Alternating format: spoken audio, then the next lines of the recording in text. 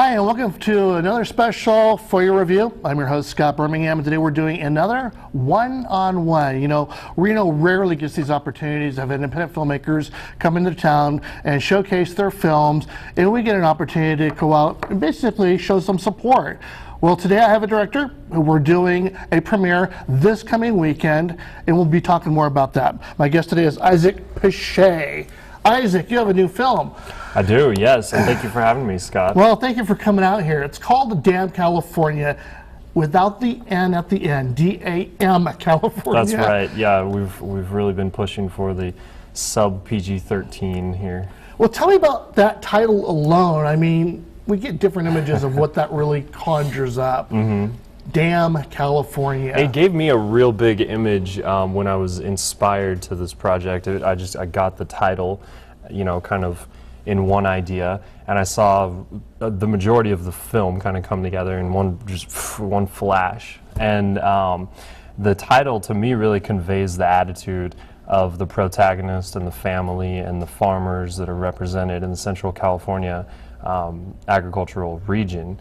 And they were dealing with a lot of water issues, some plight, sort of some struggle here and there that was sort of man-made, some government type of bureaucracies and things like that limited the water flow to their agriculture.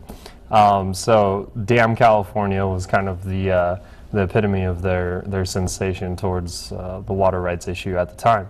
And it basically took place in 2009. It kind of came to a boiling point, and I started writing the film in 2010, and this year now it's pretty much been relieved. It's almost come full circle to where the issues that they were facing in 2009, the legislation has kind of solved the issue. So now the water's flowing, and the farmers are getting the water, and it's not as much DAM California anymore, but thank God for the right politicians in California. Well, what exactly did you want to, was your intent to try to achieve with this story and going forth? It's one thing to have a story, and it could take a multitude of different facets of how you want to approach it, how you want people to either read about it, see it. I mean, it can just take on a whole life of its own in the various formats. Why a movie about it? Why, and how much of this is fictional versus non-fictional in the story that you're telling? That's a great question. Well, I grew up in Central California, in Fresno, right outside of Fresno, and my grandfather was a rancher. He was a farmer slash rancher, and he grew grapes. So I kind of grew up as a kid out there in the vineyards playing around. So I was always endeared towards the farmers, and it was a big part of the economy in Central California as a child.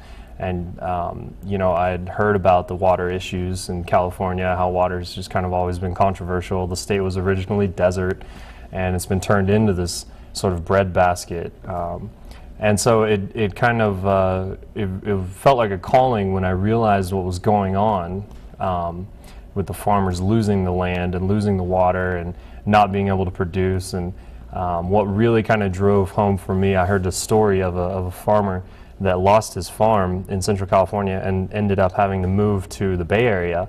And his children were so unaccustomed that they didn't adapt very well, and his daughter was actually raped and brutally treated in the city.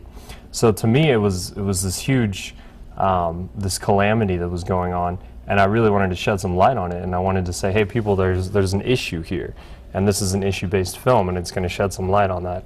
And I think that's exactly what it does in a very entertaining and engaging way. How tough was it to write this story? Did it just come out like a floodgate to you, or was parts of it really easy and parts of it really challenging on how you wanted to depict it? I would say it was definitely a challenge because it's the first full feature-length film script that I had written. I had written some 70-minute feature film scripts that haven't been produced.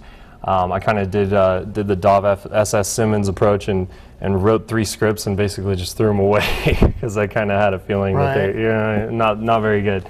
But with DAM California, I was really committed to telling the story, and so I revised it. I probably put about 180 pages into it in total, and you know, through various re-edits and rewrites, we cut it down to about 98 pages, and we actually filmed about 94.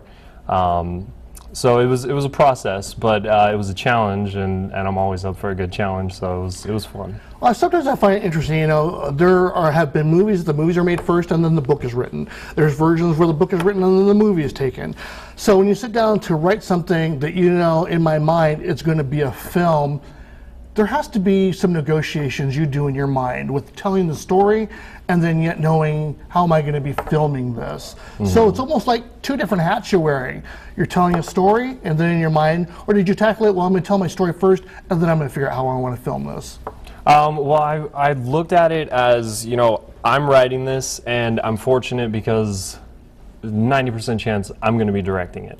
So while I tried to stay as much to script format as possible, the first draft was kind of just a big long note to myself about how I was going to make a movie. And I had to tweak it and work it into something that producers would read and actors would read and people would be able to do breakdowns for, and people would show up, and we would eventually, 2 years down the line here, now have a final draft and a finished film that we're ready to show and happy to invite everyone out to the premiere for. Well, let me ask you one last question as we wrap this up, and then we'll take a few seconds and talk about the premiere and what people can look out for. How close to what you wrote the story to be and it becoming the film, did they stay exactly as you wanted? Were there some tweaks you had to make? Did it become a different animal than what you set it out to be when all was said and done with it? Not at all. It was so similar. It was striking how similar it was when we got to our first rough cut, how very close to the script the film was. Just watching the rough cut, obviously all the audio tweaks and all the color correction and stuff aside, the first rough cut, it was like reading the script, a visual representation. And, you know, as the director, you take the script and you turn it into a visual element. You take a written piece of paper and translate it to, you know, film or digital media. And to me, I just, you know, I was very happy because I felt like I did my job at that point.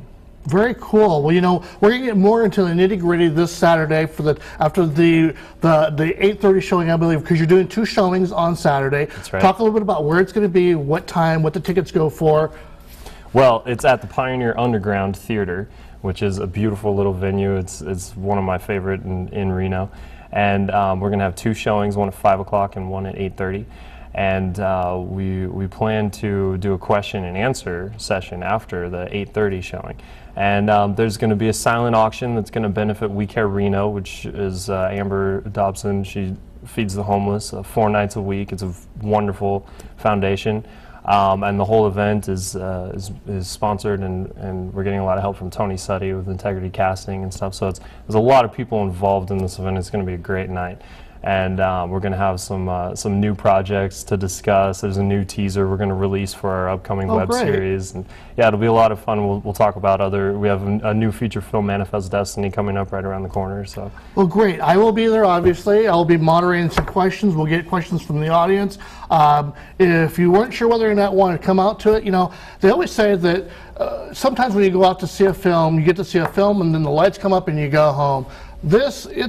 It's not just a screening, let's call it an event, where you're going to be watching the movie and then you're going to actually have the opportunity to be able to ask a question from the very director of the film you're watching.